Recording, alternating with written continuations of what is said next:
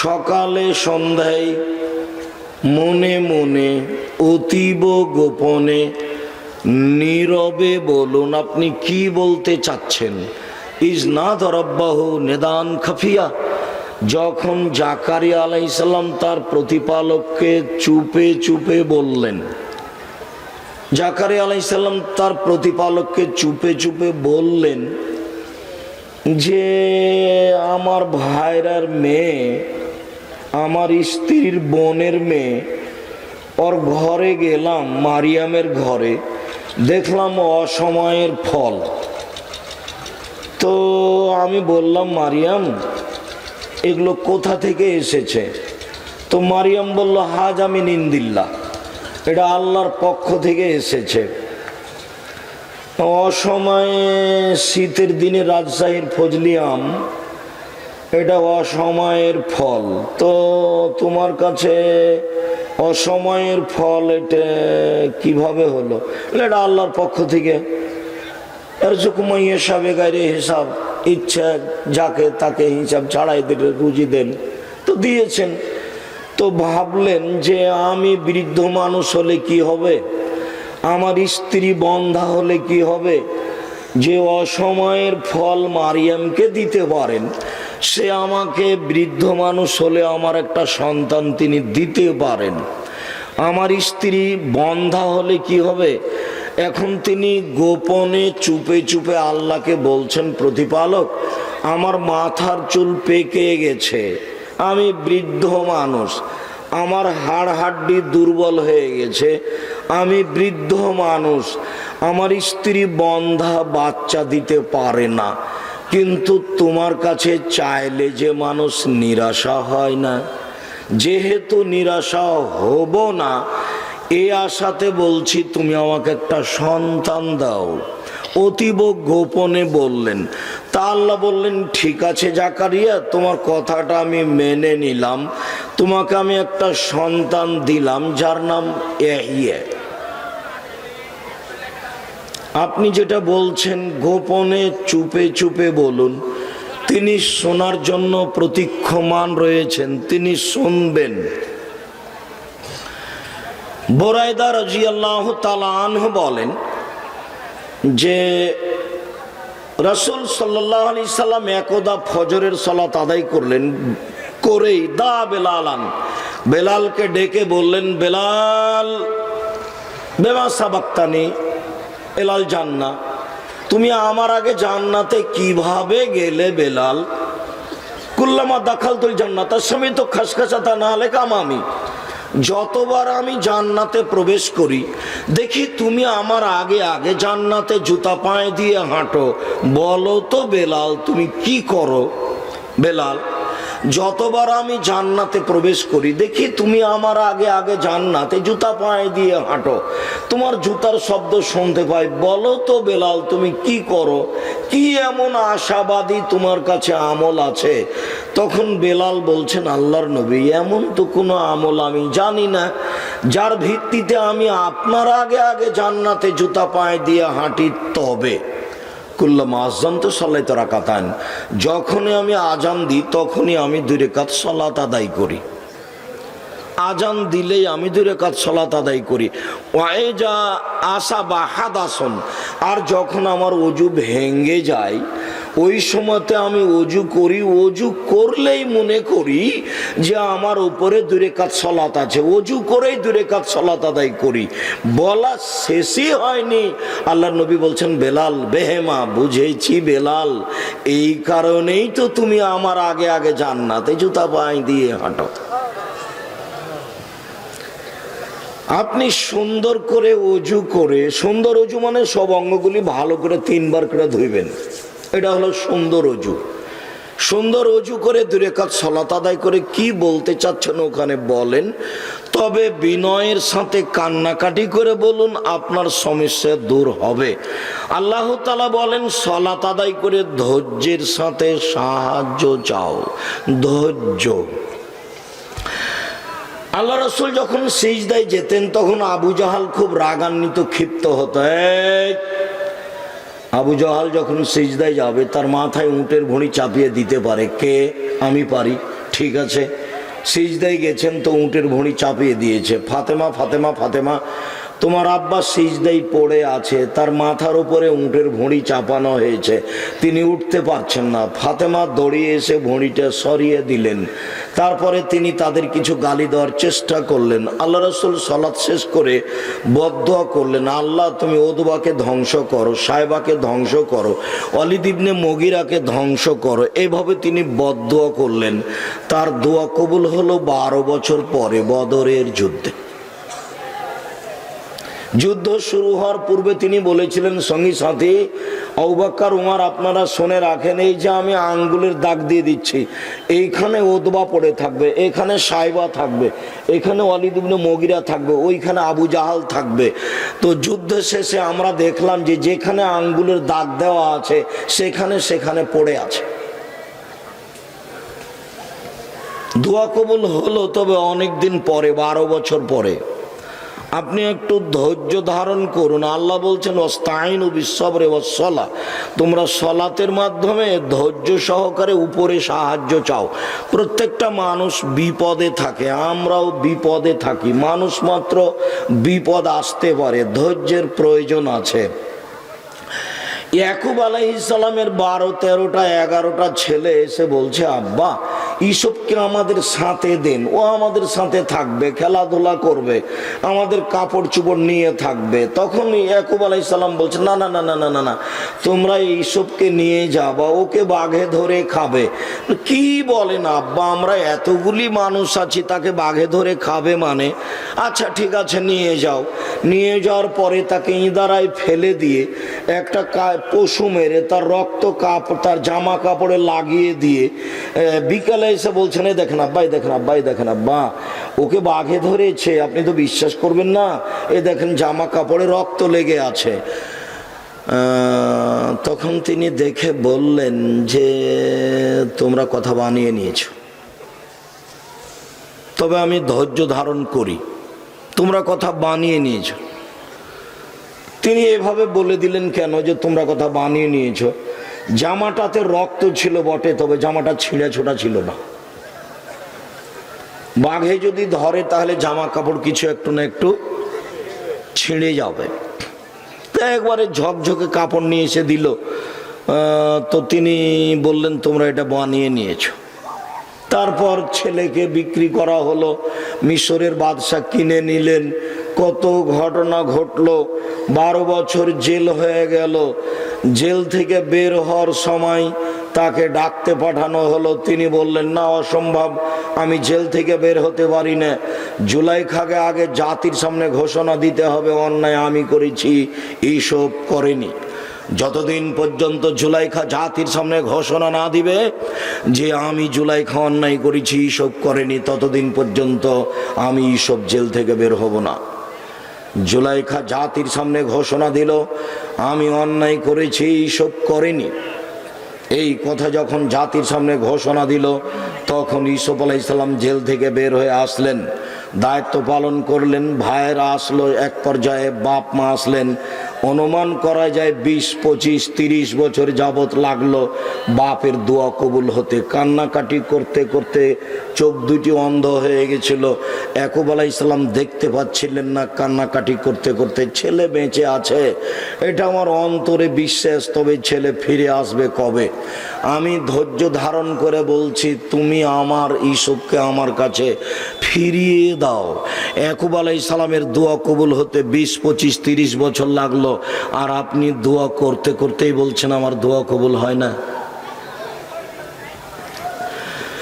আবু হুরায়রা রাদিয়াল্লাহু তাআলা আনহু বলেন, রাসূল সাল্লাল্লাহু আলাইহি ওয়াসাল্লাম বলেছেন, ইস্তাজাবু লিল আবদ মালাম ইয়াদুবে ইসমিনা কাতিয়াত রাহিমিন ওয়ালাম ইস্তাজিল। মানুষের দোয়া কবুল হয়, তবে 3টা কারণে হয় না। এক, দোয়া যদি পাপের জন্য করে তাহলে কবুল হবে না। 2, দোয়া যদি সম্পর্ক ছিন্ন করার জন্য করে তাহলে কবুল হবে না। 3, দোয়া করতে করতে যদি তাড়াহুড়া করে তাহলে দোয়া কবুল হবে না। তো সাহাবীগণ বলছেন, আল্লাহর নবী, আগের 2টা তো বুঝতে পারলাম, এক যে পাপের জন্য দোয়া করলে কবুল হবে না, আল্লাহ আমি চুরি করছি কেউ যেন না দেখে, এইটা কবুল হবে না, এটা বুঝে নিলাম। সম্পর্ক ছিন্ন করার জন্য দোয়া করলে দোয়া কবুল হবে না। আল্লাহ আমাকে যেন আমার শ্বশুর বাড়ি বা স্ত্রীকে বলছে তোর বাপের বাড়ি যেন আল্লাহ আমাকে আর কোনোদিন না নিয়ে যায়, তো এইরকম দোয়া কবুল হবে না। তো এই দুটা বুঝলাম। 3 নাম্বার তাড়াহুড়া, এটা যে বুঝতে পারলাম না আল্লাহর নবী তাড়াহুড়াটা কি। তখন আল্লাহ রসুল বলছেন যে তাড়াহুড়া বুঝতে পারলে না, আমি দোয়া করলাম, কত দোয়া করলাম, কই দোয়া কবুল হয় না, তারপর অলস হয়ে যায়, দোয়া তারপর দোয়া ছেড়ে দেয়, এই দোয়া কবুল হবে না। বুখারী মুসলিম। যেটা চাচ্ছেন স্থায়ী চাইতে থাকেন, দেরি হলেও নিরাশার কিছু নেই। আবু হুরায়রা রাদিয়াল্লাহু তাআলা আনহু বলেন, রাসূল সাল্লাল্লাহু আলাইহি সাল্লাম বলেছেন, দাওয়াতুন লিআখিহি বিজাহরিল গায়বি মুস্তাজাবাতুন। আপনি যদি আপনার ভাইয়ের জন্য আড় থেকে অন্তরাল থেকে দোয়া করেন, দূর থেকে, তাহলে এটা কবুল হবে। আল্লাহ তুমি আব্দুর রাজ্জাককে হেফাজতে রাখো, আল্লাহ তুমি তাকে এই দিনের উপরে অটল রাখো, এইভাবে যদি আপনি তার জন্য দোয়া করেন তাহলে এই দোয়া কবুল হবে। রাসূল সাল্লাল্লাহু আলাইহি সাল্লাম বলেন, ওয়াইন্দা রাসিহাল মালাকুল আল মুআক্কাল। যখন আপনি কারোর জন্য দোয়া করবেন তখন আপনার মাথার পাশে একজন ফেরেশতা নির্ধারিত থাকবে। কুল্লামা দাআলি আখিহি বিখাইরিন। যতবার আপনি আপনার ভাইয়ের জন্য কল্যাণের দোয়া করবেন ততবার ওই ফেরেশতা বলবেন আমিন। আপনি যে কবুল দোয়া করলেন এটা আল্লাহ কবুল করুক। আপনি যে দোয়া করলেন আপনার ভাইয়ের জন্য আর থেকে দূর থেকে, এটা আল্লাহ কবুল করুন। আমি ফেরেশতা বলছি ওয়ালাকাবে মিসলিন, আপনি যেটা করলেন আপনার জন্য সেইটা।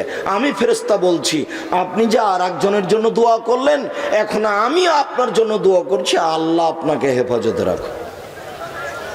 বুঝাতে পারলাম না? আমি দল করতে নিষেধ করেছি, কথা এভাবে নয়। দল করলে ভিতরে সংকীর্ণতা আসবে। আপনি তার জন্য ভালো দোয়া তো দূরের কথাও, যদি বিপদে পড়ে তাহলে আপনি বলবেন ঠিক হয়েছে, ঠিক। এটা আমার প্রায় 20-25 বছরের অভিজ্ঞতা, 2-1 দিন নয়, 20-25 বছরের অভিজ্ঞতাতে বলছি। আর যা কিছু দেখতে পাচ্ছেন সব ওগুলোই অন্তরের সংকীর্ণতাতে নেমে আসছে। অনেক সময় মানুষের আবেগ থাকে। কালকে রুহুল আমিন মাদানী এমপি বক্তব্য দিবেন, আমি তাকে কোনোদিন দেখিনি। তা আমি যে ঘরে ছিলাম সেই ঘরে হঠাৎ একটা লোক এসে বসলো, দেখতে খুব সুন্দর।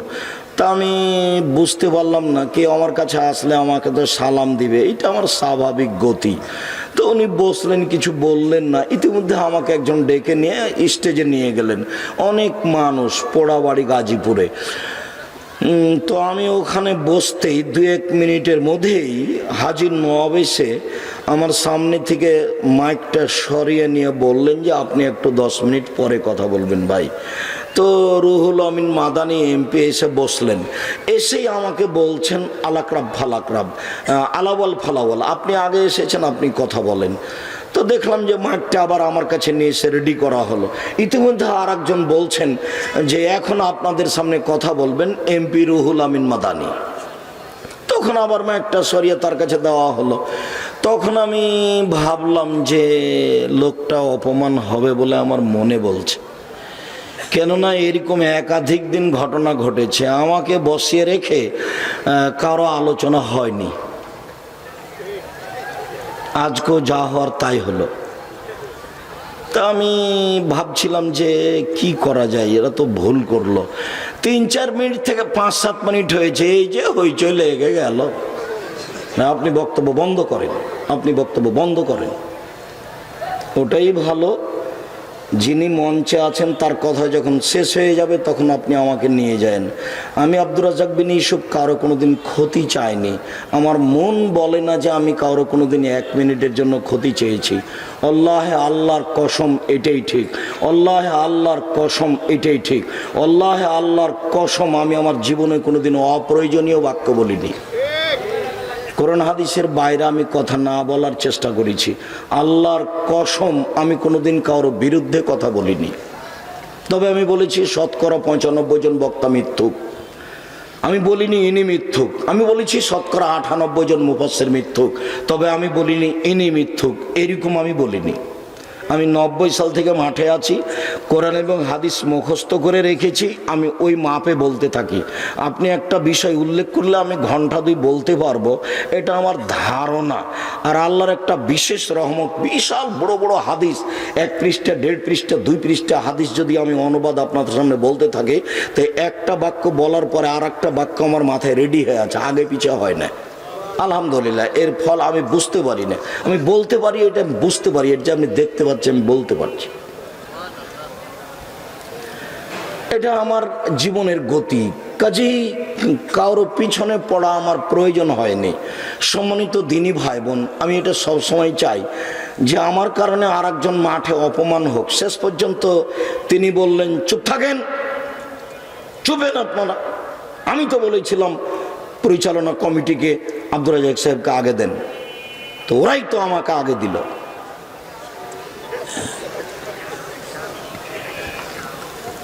এখন তিনি আর 2-1 মিনিট বলে কথা শেষ করলেন। তা আমি বললাম যে ভাইজান, শুরুতেই যে আপনি নাকি খুব ভালো কোরআন মাজিদ পড়তে পারেন, তো আমি একটু কোরআন মাজিদ তেলাওয়াত করিয়েন। তো উনি একটু কোরআন তেলাওয়াত করে শুরু করেছিলেন। কারি মানুষ তো, হাফেজ মানুষ, তো এরকম আমি দেখেছি অনেক। তো আমি আপনাদের কষ্ট দিতে চাইনি। আমি যেটা কথার চলাকালীন ধমক দিয়ে থাকি সেটা আমার গতি। আমি এতে কাউকে কোনোদিন কষ্ট দিতে চাইনি। আমার এটা গতি হলো এই যে আমি যে কোরআন হাদিসের কথা বলছি, তা আপনি কেন অমনোযোগী?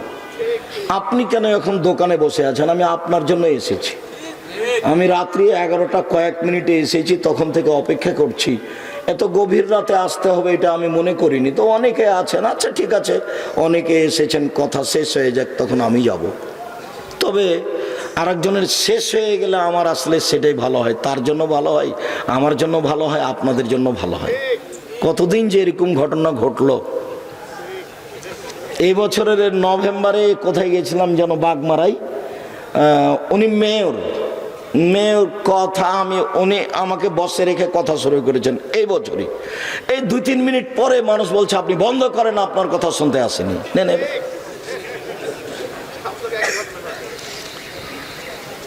সম্মানিত দিনী ভাই বোন, আমি আপনাদের অনুরোধ জানাচ্ছি, প্রত্যেকটা মানুষের বিপদ আপদ আছে।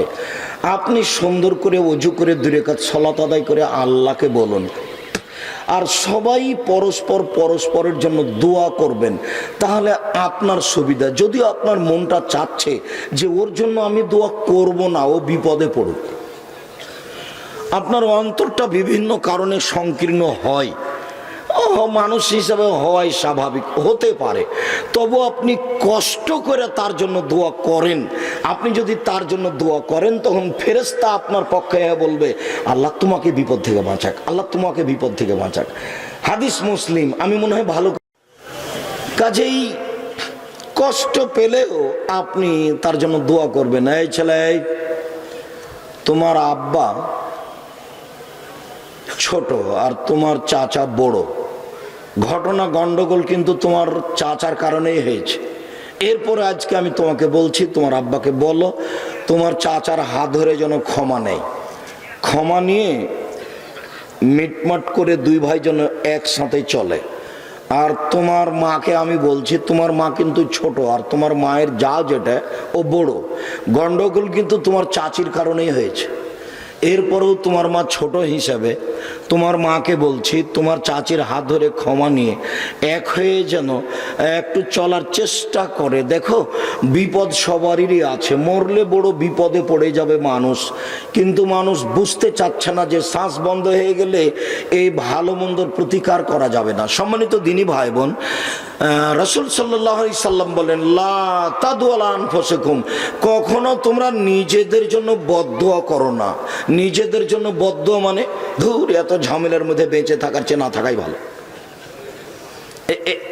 এইভাবে বলবেন না। এটা হলো নিজেদের জন্য বদদোয়া। তারপর আল্লাহ রাসূল বলছেন, ওয়ালা তাদু আলা আমওয়ালিকুম, নিজের অর্থ সম্পদ টাকা পয়সার জন্য বদদোয়া করবেন না। এইসব টাকা পয়সার ঝামেলাইতে তো ঘুম হয় না, মেলা ঝামেলা, জেল জুলুম, এসব টাকা পয়সা না থাকাই ভালো। এরকম কথা আল্লাহ রাসূল বলতে না করেছে। ওয়ালা তাদুআলা আওলাদিকুম, নিজের ছেলে মেয়ের উপরে কখনো বদদুয়া করবেন না। ছেলে আপনাকে মেরেছে, তখন আপনি মায়ের খেয়ে বলছেন তোকে ত্যায্য পুত্র করলাম, তোকে ত্যায্য পুত্র করলাম, তুই তো বাড়ি থেকে বের হয়ে যা, তোকে আমি রাখবো না, তোর উপরে গজব নাজিল হোক, এইভাবে বলছেন, এটা ভুল হচ্ছে। যদি মেরেই থাকে ছেলে, চট করে তাড়াহুড়া করে উজু করে ঘরে আসেন, 2 রাকাত সালাত আদায় করে আল্লাহকে বলেন যে না, আমাকে ছেলে ফিরিয়ে দাও, আমি তো এটা চাইনি, ছেলে কেন আমাকে মারবে, এটা তো আমি চাইনি, তুমি আমাকে ছেলে ফিরিয়ে দাও, তুমি আমাকে ছেলে ফিরিয়ে দাও, না ফিরা পর্যন্ত আমি হাত নামাবো না, না আমাকে ছেলে ফিরিয়ে দাও। তার মানে ছেলে যেন আমার কাছে 5 ধরে ক্ষমা চাই আর বলে আব্বা ভুলে গেছে, আমাকে মাফ করেন, আপনাকে আমি বাকি জীবন মূল্যায়ন করার চেষ্টা করব। এইটা ছেলে বলুক, কথা মনে হয় বোঝাতে পারিনি। আর বদদুয়া করলে তাৎক্ষণিক ছেলে বিপদে পড়ে যেতে পারে। দেখবেন এই যে দেখেন, এই যে দেখেন, 1 মিনিট, এই ছেলে এই ঘুমাচ্ছ নাকি, আর একজনের গায়ে হাত দিয়েছ কেন, রেডি হও, এদিকে দেখেন। আপনারা সবাই জানেন যে জোরাইজ একজন হাজার হাজার বছর আগেকার একজন পরেজগার মানুষ, তার গির্জা ঘরে জোরাইজ ইবাদত করত। তো ফাজাতুম্মুহ ইলাইহি, তার মা এসেছে, ফাদাতু এসে জোরাইজকে ডেকেছে, জোরাইজ জোরাইজ জোরাইজ। তখন জোরাইজ বলছে উসাল্লিয়া উজিবহা, আমি সালাত আদায় করব না মায়ের ডাকে সাড়া দিব, আমি সালাত আদায় করব না মায়ের ডাকে সাড়া দিব। এ বলতে বলতে একটু দেরি হয়ে গেছে। দেরি হতে না হতেই ওর মা বলছে আল্লাহুম্মা লা তুমি তো তুরিহু জুহাল মুমিসাত, আল্লাহ তুমি এই ছেলের মরণ দিও না পতিতালয়ের মহিলার মুখ দেখা পর্যন্ত, আল্লাহ এই ছেলের মরণ দিও না খারাপ মহিলার মুখ দেখা পর্যন্ত। মা এভাবে বলে চলে গেছেন, যেতে না যেতে খারাপ মহিলা উপস্থিত, এসে তাকে অশ্লীল কাজের প্রস্তাব দিয়েছে। বাবা তিনি তা অস্বীকার করলেন, ছি ছি ছি ছি ছি, বলো কি তুমি।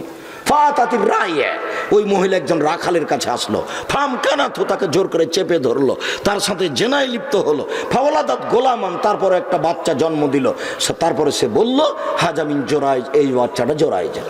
জনগণ এলাকাবাসী খেপে উঠলো, ফাতাহু, জনগণ তার কাছে আসলো, ফাকাসসারুহু, জনগণ এসে তার গির্জা ঘরকে একবারে ভেঙে খান খান গোড়া গোড়া করে দিল। ও আনজালুহু, তাকে গির্জা ঘর থেকে টেনে নেমে হেঁচড়ে রাস্তায় নামিয়ে দিল, সব বুহ অকথ্য ভাষায় গালি দিল। যা হওয়ার তাই হলো, তো আর বুঝতে পারলো না। ফাকামা, ও দাঁড়ালো, তাওয়াজা, ওযু করলো, ও সাল্লা রাকাতান, 2 রাকাত সালাত আদায় করলো। 2 রাকাত সালাত আদায় করে ওই বাচ্চার কাছে গিয়ে বলছে, ও দুধের বাচ্চা, বলো তো তুমি তোমার বাপকে। তখন দুধের বাচ্চা বলছে আবি আর রাই, আমার বাপ রাখাল। জনগণ আসলো, জনগণ এসে বলছে জোরাইজ নাবনি সমতাকা বিজাবে, জোরাইজ তোমার গির্জা ঘর স্বর্ণ দিয়ে বানিয়ে দিব। তখন জোরাইজ বলছে লা ইল্লা বিত্তিন, আমার গির্জা ঘর স্বর্ণ দিয়ে বানাতে হবে না, মাটি দিয়ে বানাতে হবে, যাহাই ছিল তাহাই করিতে হইবে। মুসলিম হাদিস বিশুদ্ধ। বলেও কোনোদিন ছেলে মেয়ের জন্য বদদুয়া করবেন না। সম্মানিত দিনী ভাই বোন, আনাস রাদিয়াল্লাহু তাআলা আনহু বলেন রাসূল সাল্লাল্লাহু আলাইহি সাল্লাম বলেছেন লা ইয়াসালু আহাদুকুম রাব্বাহু হাজাতাহু কুল্লাহা, তোমাদের প্রত্যেকটা মানুষ তার সব প্রয়োজন আল্লাহর কাছে চাইবে, যা আছে দুনিয়াতে প্রয়োজন। স্যান্ডেলের ফিতা নয়, এখানে হলো ছোট থেকে ছোট, ছোট থেকে ছোট, দা হোক, কুড়াল হোক, শৌচ হোক, সুই হোক, যেটাই হোক, আল্লাহ এটা আমার নেই, তুমি আমার ব্যবস্থা করে দাও। বুঝতে পারলেন না মনে হয়? সব কিছু আল্লাহর কাছে চাইতে হবে। আবু হুরায়রা রাদিয়াল্লাহু তাআলা আনহু বলেন রাসূল সাল্লাল্লাহু আলাইহি ওয়াসাল্লাম বলেছেন মান সাররাহু আন ইয়াস্তাজিবাল্লাহু লাহু ফিস শাদায়েদ, কেউ যদি বিপদে পড়ে তার দোয়া কবুল হওয়া চায়, কেউ যদি বিপদে পড়ে তার দোয়া কবুল হওয়া চায়, ফালিকসির দোয়া ফির রাখায়, তাহলে যখন ভালো অবস্থায় আছে সেই সময়ে যেন আল্লাহর কাছে বেশি বেশি দোয়া করে। এই হাদিস মনে হয় বুঝাতে পারলাম না ভালোভাবে, আবার বলবো। কেউ যদি বিপদে পড়ে বলছে যে আল্লাহ আমি বিপদে পড়েছি, বাঁচা, আমার ছেলেটা জেলে চলে গেছে, জেল থেকে বের করে দাও, আমার প্রতিবেশীর সাথে গন্ডগোল হয়ে আমার সব কিছু লুটে ভেঙে চুরে নিল, আমি খুব বিপদে পড়েছি, আল্লাহ তুমি এটা ঠিক করে দাও, এটা স্বাভাবিক মানুষের আসে। তো এই সময় আল্লাহকে ধরছে, নৌকাটা ডুবে যাচ্ছে, আল্লাহ তুমি আমাকে বাঁচাও, মানে বিপদে পড়ে আল্লাহর কাছে বাঁচতে চাচ্ছে। ওই সময়ে তার দোয়াটা আল্লাহ কবুল করুক, এইটা যদি কেউ চায়, তাহলে যখন ও ভালো আছে তখন আল্লাহর কাছে বেশি বেশি চাইতে হবে। ভালো অবস্থায় বেশি বেশি চাইলে বিপদে পড়ার সময় আল্লাহ বলবেন আচ্ছা আচ্ছা ঠিক আছে, তুমি যখন ভালো অবস্থাতেই আমার কাছে খুব চাও, তো এখন তো বিপদে পড়েছে, যাও আমি তোমাকে বিপদ থেকে বাঁচিয়ে দিলাম। এইবার কি বুঝতে পেরেছেন? আমি এ কথা বলিনি, এ কথা মুহাম্মদ সাল্লাল্লাহু আলাইহি সাল্লাম বলেন। সম্মানিত দিনী ভাই বোন, প্রার্থনা আপনাকে আল্লাহর কাছেই করতে হবে, চাওয়া ওখানেই চাইতে হবে। চাইলে খুশি হন, না চাইলে বেজার হন, চাইলেই খুশি হন, না চাইলে বেজার হন। এই লোকটা সবাইকে দান করে, তো একদিনে 15-20 জন 30 জন এসেছে, তো বিকালে মন খারাপ করে বলছে ধর তোমাদেরকে কি সারাদিন দিতেই থাকবো নাকি, আমার কত ব্যস্ততা আছে না, তার মানে খেপে গেছে। আর উপরে যত চাইবেন তত খুশি, তার কাছে বিরক্তি নেই, চান। আর হাত তুলে চাইলে লজ্জা পাই, কেমনে তার হাত খান ফিরিয়ে দিই। সময়ে সময়ে আপনি হাত তুলে চাইবেন। বুখারী মুসলিমে রয়েছে 36টি হাদিস হাত তুলে চাওয়ার, আর এমনি সহিহ হাদিস আছে 42টি। এ তো দুয়ার বই আব্দুর রাজ্জাক বিন ইউসুফ দেওয়া আছে, উপদেশ বইয়ে এই ঘটনাগুলি দেওয়া আছে। এই ছেলে একটু থামো, আমি আমার শেষের দিকে চলে এসেছি, কখন দোয়া করবেন। আমর ইবনে আস রাদিয়াল্লাহু তাআলা আনহু বলেন, রাসূল সাল্লাল্লাহু আলাইহি সাল্লাম বলেছেন, এজা কানা নিসফুল লাইলে ফতিহাত আবওয়াবুস সামা, যখনই রাত অর্ধেক হয় তখন আকাশের দরজা সব খুলে দেওয়া হয়। খুব খেয়াল করে থাকবেন, দোকানপাটে যারা আছেন তারা একটু খেয়াল করেন, কয়েক মিনিট বেচা কেনা বন্ধ করেন।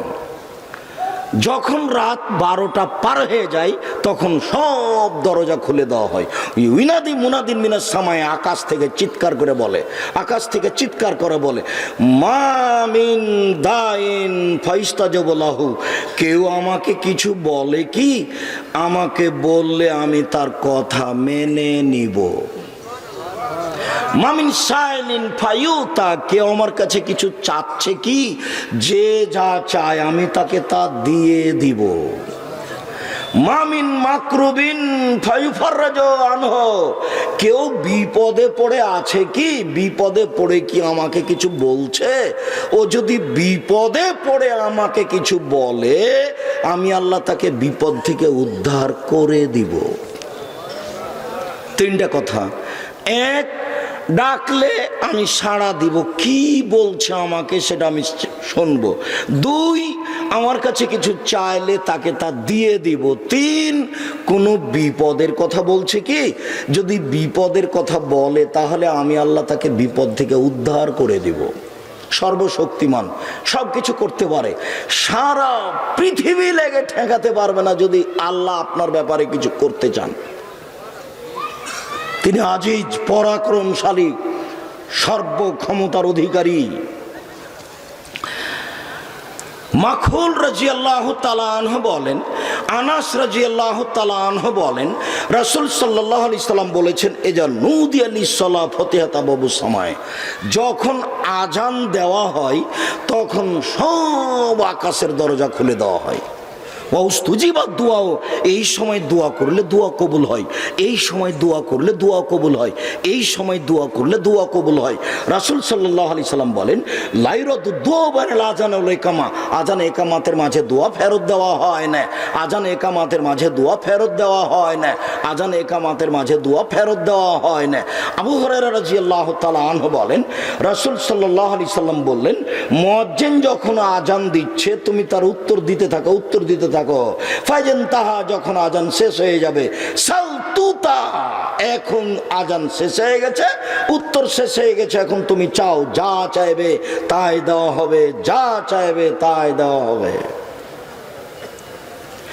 মাখুল রাদিয়াল্লাহু তাআলা আনহু বলেন, রাসূল সাল্লাল্লাহু আলাইহি সাল্লাম বলেছেন, ইজাবু দুআ ইনদা নুজুলিল মাতার, যখন বৃষ্টি হয় তখন দোয়া কবুল হয়।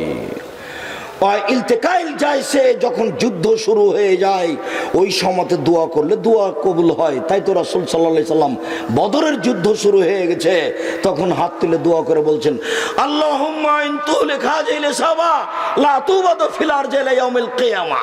আল্লাহ, তুমি আজকে বদরের মাঠে যদি 313 জন মানুষকে ধ্বংস করে দাও, কিয়ামত পর্যন্ত তোমাকে ডাকার মতো কোনো মানুষ থাকবে না। ওই সময়তে তিনি হাত উঠিয়ে দোয়া করতে আছেন। আবু বকর সিদ্দিক রাদিয়াল্লাহু তাআলা পাশে এসে কাঁধে হাত দিয়ে বলছেন, এক টিকা আর লাগবে না, যা দোয়া করেছেন এতেই হয়ে যাবে, আর দোয়া করিয়েন না জানি, যথেষ্ট যথেষ্ট। তারপরে তিনি বললেন যে ওয়াল ইকামা ওয়াইন্দাল ইকামা, যখন আজান ইকামাত দেওয়া হয়, আজান দেওয়া হয়, তখন দোয়া কবুল হয়। মনে রাখবেন, খেয়াল 19-20 হয় না যেন। রাসূল সাল্লাল্লাহু আলাইহি সাল্লাম বলেছেন, এজা তাজুলু শামস, যখনই সূর্য ঢলে যায়, ফতিহাত আবওয়াবুস সামায়ে, ওই সময়তে আকাশের সব দরজা খুলে দেওয়া হয়। আর আমার মন চায় এই সময় 4 রাকাত সালাত আদায় করি, আমার আমলটা যেন তাড়াতাড়ি উপরে চলে যায়। এই সময় আমি 4 রাকাত সালাত আদায় করি, আমার আমলটা যেন তাড়াতাড়ি চলে যায়। ওই সময়তে যেটা আমি বক্তব্যে বলেছি, জোহরের সুন্নাত ছাড়াই 4 রাকাত সুন্নাত আছে। ওই সুন্নাত যদি কেউ সূর্য ঢোলার সাথে সাথে পড়ে, তাহলে তাকে রাতে তাহাজ্জুদের সালাতের নেকি দেওয়া হবে। এখন সূর্য সাথে সাথে 12টা 5-10 দিকে সব দরজা খুলে দেওয়া হয়েছে। এখন তাড়াহুড়া করে 2 রাকাত সালাত আদায় করে ওকে বলেন যে আমি বিপদে পড়েছি। আমি মনে হয় ভালো করে বুঝাতে পারি না। যখনই দুপুরে সূর্যটা ঢলে যায়, মানে এখন আজান হবে দুপুরে, মানে এখন জোহরের আজান হবে কাছাকাছি, বুঝাতে পেরেছে কি? তখন ওযু করে 4 রাকাত সালাত আদায় করবেন বা 2 রাকাত করবেন। 4 রাকাত করলে তাহাজ্জুদের নেকি দেওয়া হবে। এটা কিন্তু জোহরের সুন্নাত নয়। বাড়িতে হোক আর মসজিদে হোক কোনো সমস্যা নেই।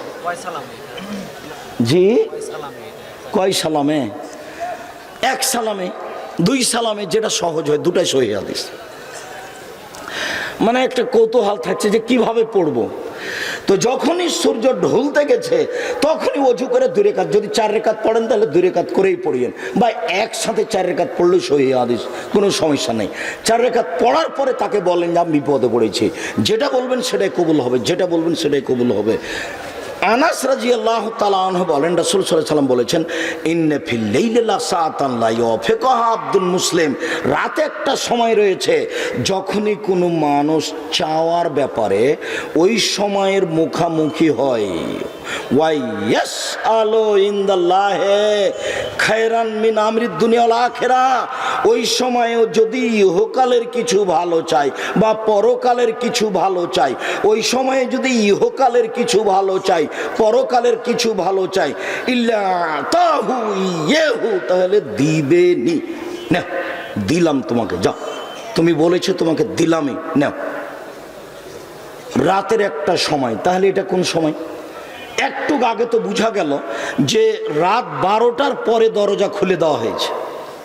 এখন যেটা বলবো সেটাই শুনবেন। কিন্তু আরেকটা হাদিস, আবু হুরায়রা রাদিয়াল্লাহু তাআলা আনহু বলেন, রাসূল সাল্লাল্লাহু আলাইহি সাল্লাম বলেছেন,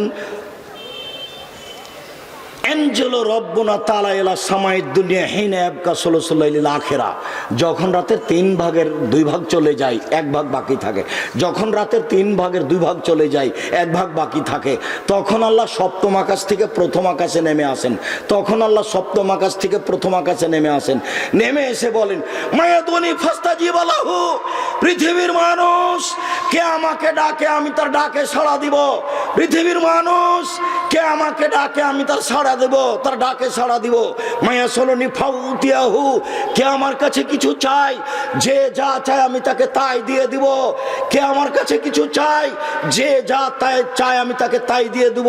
মায়াস্তাক ফেরুনি ফাক ফেরালাহু, কে আমার কাছে ক্ষমা ভিক্ষা চাই আমি তাকে ক্ষমা করে দিব। কে আমার কাছে ক্ষমা ভিক্ষা চাই তাকে আমি ক্ষমা করে দিব। হাদিস বুখারী মুসলিম। তাহলে 2 হাদিসের সমতা আপনাকে কিভাবে দেখাবো?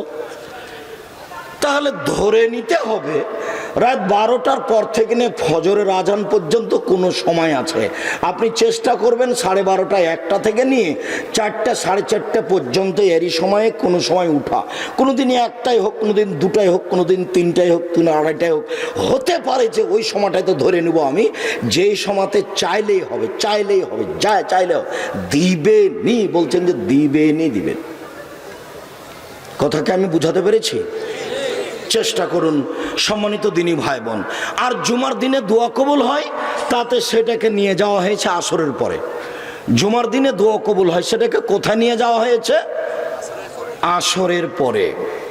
খুব খালেস অন্তরে কান্নাকাটি করে বিনয়ের সাথে প্রার্থনা করুন, কবুল হবে।